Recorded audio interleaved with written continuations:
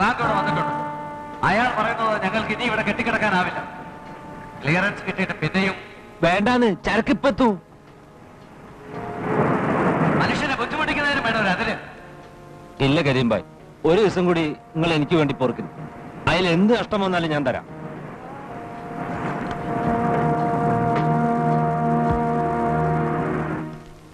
ഇത് വലിയ ചതിയായി പോയി മാഡം. നിങ്ങൾ എന്നോട് ചെയ്യുമെന്ന് ഞാൻ കരുതിയില്ല. ഞാൻ എന്ത് ചെയ്തെന്നാ? സാധനം നിങ്ങൾക്ക് എത്തിച്ചു തരാൻ സഹദേവനെയാണ് ഏൽപ്പിച്ചത്. അയാൾക്ക് എന്ത് പറ്റിയെന്ന് അറിയുന്നില്ല. അതെ, സഹദേവനാണല്ലോ നിങ്ങൾക്ക് ഇപ്പൊ വലുത്. അനാവശ്യം പറയരുത്. ഇടുക്കിയിലേക്ക് അയാളുടെ സ്പിരിറ്റ് ലോറികൾ പോകുന്നുണ്ട്, പെർമിറ്റോടെ. അതിൽ കൊണ്ടുവരുന്നതാണ് സേഫ് എന്ന് തോന്നി. അതുകൊണ്ട് എനിക്കാണല്ലോ കുഴച്ചിൽ. കസ്റ്റംസ് ഓഫീസർ തൊട്ട് വെസൽ ബ്രോക്കർക്ക് വരെ കൈമടക്കിയാണ് ഞാൻ ആ സാധനം വായിക്കാൻ ഏർപ്പാടാക്കിയത്. ചില്ലറയല്ല നഷ്ടം. നഷ്ടത്തിന്റെ കണക്കാണെങ്കിൽ നിങ്ങൾ വരുത്തി വെച്ചത് ഓർമ്മയുണ്ടോ? പിന്നെ ഇവിടെ ഒന്ന് ഒച്ച വയ്ക്കുന്നത് സൂക്ഷിച്ചു വേണം മാഡം. അല്ലെങ്കിൽ ഇതൊക്കെ നിയന്ത്രിക്കുന്നത് ഞാനല്ലെന്നറിയാമല്ലോ. മനസ്സിന്റെ വിഷമം കൊണ്ട് പറഞ്ഞു പോയതാ മാഡം. ഗൾഫിലെ കുഴപ്പം കാരണം കുഴൽപ്പണം കിട്ടാനില്ല. പിന്നെ എങ്ങനെ എന്റെ ബിസിനസ് നടക്കും? ഇപ്പണിയാണെങ്കിൽ ഇങ്ങനെയും മുടങ്ങി. എന്നെ വിശ്വസിച്ച് കൂടെ നിൽക്കുന്നവർക്ക് ഞാൻ എന്ത് നിർത്തി കൊടുക്കും? പണത്തിന് വിഷമമുണ്ടെങ്കിൽ അത് പറയൂ. എത്ര രൂപ വേണം നിങ്ങൾക്ക്? അതുകൊണ്ട് തൽക്കാലം ആവശ്യമല്ലേ നടക്കൂ. എനിക്ക് വേണ്ട നിങ്ങളുടെ പണിയാണ്. അത് ഇന്നലെ വന്ന സഹദേവനെ ഏൽപ്പിച്ച് ഇതുപോലെ എന്നെ തഴയരുത്.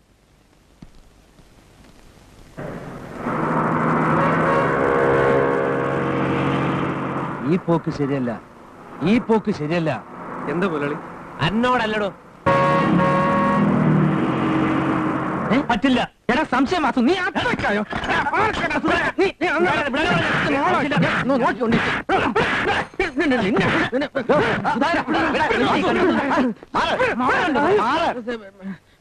എന്താണോ ഇത്? സാർ, പേ ബുക്കിൽ സ്റ്റാമ്പ് വെച്ച് ഒപ്പിട്ടതിന് ശേഷം അവൻ പറയാൻ എന്റെ ശമ്പളം തരില്ലാന്ന്. അവനല്ല, നിന്റെ കെട്ടിയോളാ പറഞ്ഞു കൊടുക്കണ്ടെന്ന്.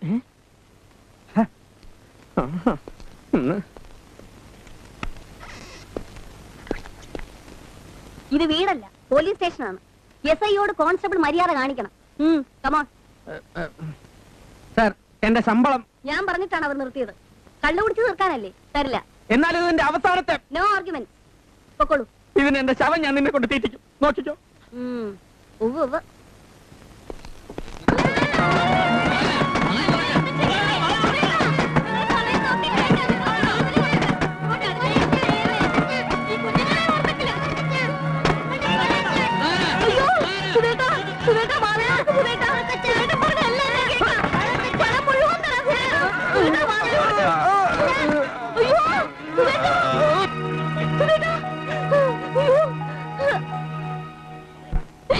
ഇയാളുടെ ശമ്പളം എനിക്ക് എന്തിനാ?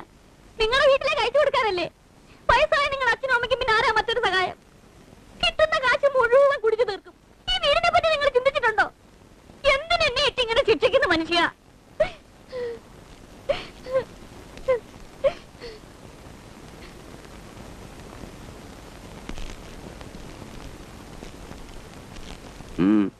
പെട്ടെന്നൊരു ക്ഷീണം.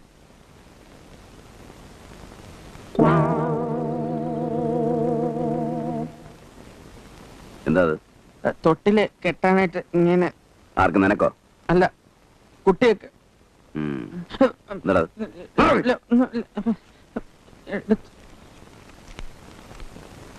എന്റെ പ്രിയപ്പെട്ട പൊന്നുമക്കളെ, അച്ഛൻ വിട ചോദിക്കുകയാണ്. നിങ്ങളുടെ അമ്മ ഒരുത്തിയാണ് ഇതിനെല്ലാം കാരണം. ആ രാക്ഷസിയുടെ ദ്രോഹം സഹിച്ച ഒരു അടിമയെ പോലെ ജീവിക്കാൻ ഇനിയും എനിക്ക് സാധ്യമല്ല. എന്റെ മരണത്തിന് ഉത്തരവാദി അവൾ മാത്രമാണ്. ഈ കത്ത് അവൾ മറച്ചാലും നിങ്ങൾ സ്റ്റേഷനിൽ പോയി ബൽറാം സാറിനോട് പറയണം.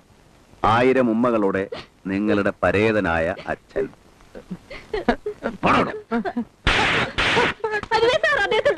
എന്തിനാ താച്ചാണ് ഇത്രയൊക്കെ സഹിച്ചിട്ട് ഈ നാറിക്ക് വേണ്ടി ഒന്ന് പോകുന്നത്? എത്രയായാലും എന്റെ പിള്ളേരുടെ അച്ഛനല്ലേ സാർ? ഇനി ഇവിടെ ഉപദ്രവിച്ച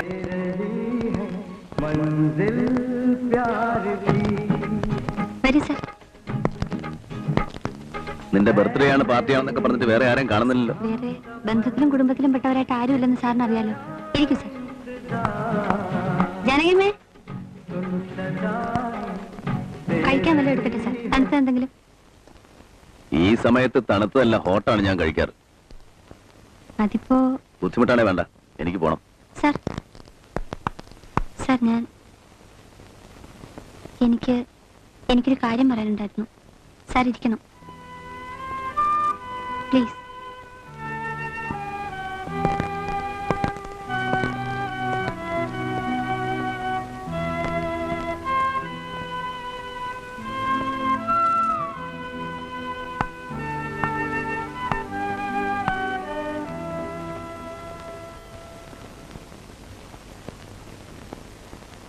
യെസ്, പറയൂ.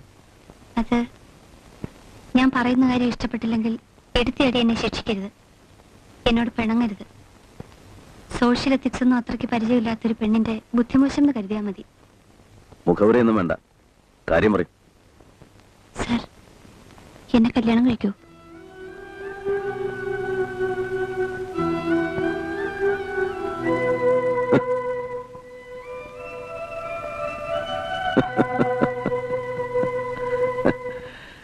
നമ്മൾ തമ്മിൽ പരിചയപ്പെട്ട നിനക്ക് ഓർമ്മയുണ്ടോ? നീ എന്റെ കോട്ടേഴ്സിൽ വന്ന് ബഹളം വെച്ച ദിവസം അന്ന് എനിക്ക് തോന്നിയാ നീ ഒരു വട്ടാണ്. സർ, അല്ലെങ്കിൽ ഈ ഇഡിയോട്ടിക് പ്രപ്പോസൽ നിന്റെ ഒരു അതിബുദ്ധിയാണ്. അയ്യോ അതല്ല, എന്റെ ഇപ്പോഴത്തെ അവസ്ഥയെ ഞാൻ... നിന്റെ രക്ഷയ്ക്ക് ഒരു ആണിന്റെ സഹായമാണ് ആവശ്യമെങ്കിൽ ഭർത്താവിന്റെ പദവിയൊന്നും വേണ്ട, അല്ലാതെ തന്നെ ഞാൻ സഹായിക്കാം. അതല്ല, കുടുംബം നടത്താനാണെങ്കിൽ യോഗ്യതയുള്ള ആണുങ്ങൾ വേറെ കാണും, അന്വേഷിക്കണം. അറിയാത്തൊരാളുടെ യോഗ്യത എങ്ങനെ നിശ്ചയിക്കും സർ? അയാൾ വരുന്നത് എന്റെ സ്വത്ത് കണ്ടോ ശരീരം മോഹിച്ചോ ആണെങ്കിൽ രണ്ടും കിട്ടിക്കഴിയുമ്പോ എന്നെ ഉപേക്ഷിക്കില്ലെന്ന് എന്താ ഉറപ്പ്? എനിക്ക് അടുത്ത് പരിചയമുള്ള ഇഷ്ടവും വിശ്വാസമുള്ള ഒരാളോടൊപ്പം ജീവിക്കാനുള്ള മോഹം കൊണ്ട് തന്നെ ചോദിക്കുക.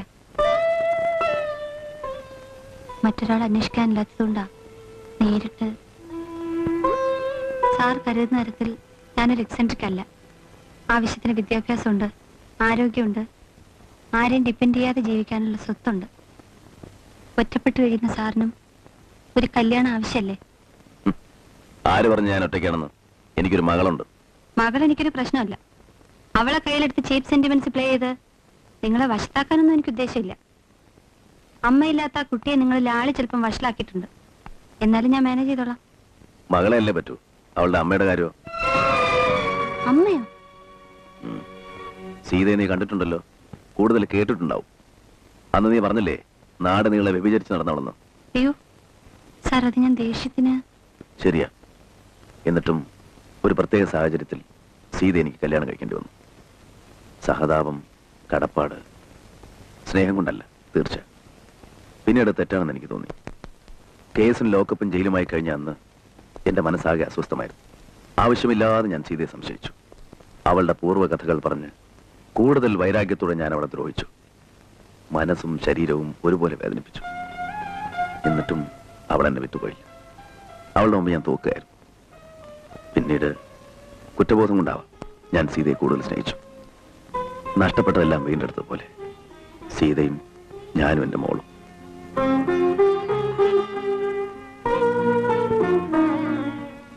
കേസിന്റെ വിധി എനിക്ക് അനുകൂലമായിരുന്നു. വീണ്ടും ഞാൻ ജോലിയിൽ ചേർന്നു. ഒരവധിക്ക് ഞങ്ങൾ ഒരുമിച്ച്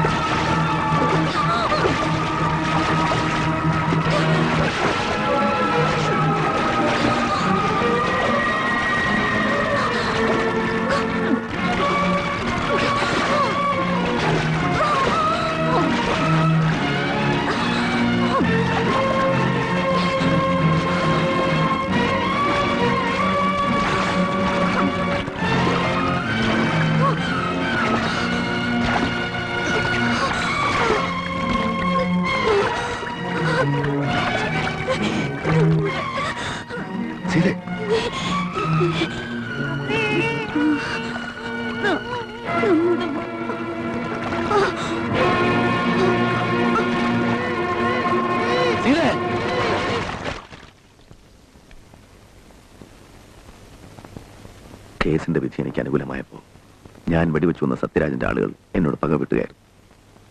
പക്ഷേ എനിക്ക് പകരം അവള് മരിച്ചു. എന്നാലും സീത ഇന്നും എന്റെ മനസ്സിലുണ്ട്. അവളോടൊപ്പം കഴിഞ്ഞ ഓർമ്മയിൽ ജീവിക്കാനാണ് എനിക്കിഷ്ടം. ആ സ്ഥാനത്ത് മറ്റൊരാളെ സ്വീകരിക്കാൻ എനിക്കാവില്ല. പ്രീതിക്ക് എന്നോട് വിരോധം തോന്നരുത്.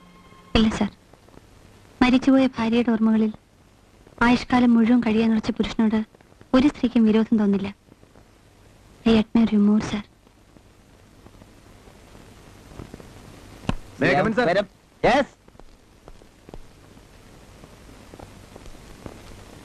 എന്താ കൃഷ്ണപിള്ള വധക്കേസിലെ തെളിവുകളും രേഖപ്പെടുത്തിയ സാക്ഷിമൊഴികളും അടങ്ങിയ ഫയലാണത്. എന്തിനാ ഇത് ഇവിടെ തരുന്നത്? സാർ ആ കേസ് ക്രൈംബ്രാഞ്ചിനെ ഏൽപ്പിച്ചില്ലേ? അവർക്ക് ആവശ്യമുണ്ടാവും തെളിവ് നശിപ്പിക്കാനെങ്കിലും. Balaram, I have only one request you sir.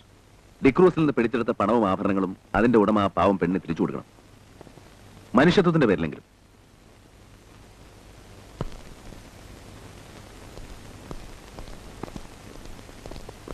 Balu നിക്ക്. എന്ത് വൃത്തിയാണോ താൻ പറയുന്നത്?